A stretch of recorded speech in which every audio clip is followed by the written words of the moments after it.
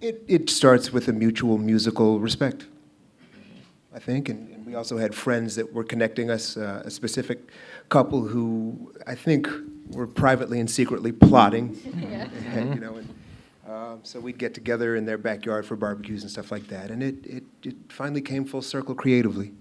So do you initiate it? Do you say, hey, why don't you come on in and just kind of lay down some tracks, or do you say it to Ben? How does that work? Do you remember, actually? Creatively, it started with Cecilia. Cecilia Peck has a documentary out at the moment called Brave Miss World.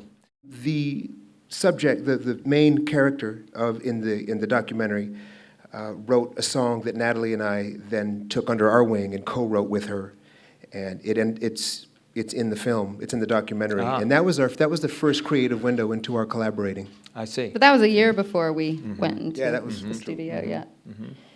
So you basically you start to. But how did it go down where, I can't remember how it went down the first day I went to your place. Oh, that was good, because so that had happened, and it was great because we were working on the song for Brave Miss World called Forgiveness, appropriately, aptly titled. And that came out great, and while we were in the studio, I noticed that Natalie had incredible ideas as a producer in the process. So we were throwing stuff back and forth off each other. She was giving the musicians tips and pointers, and as was I, as was the collective. And I think that's also a strength in Natalie's production, and hopefully in mine, is that we listen to the room, we read the room, and we use the best ideas in the room as well as our own creative instincts to bring out the best in the song and in the record.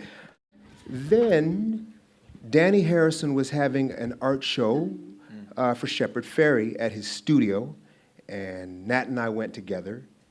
And afterwards, I said, hey, Nat, I have got some work to do in the studio, and there's a song I'd love to get you to sing on. Would you come with me? She goes, sure. So then the next thing you know, I'm on the 101 to the 405, and I'm just heading north.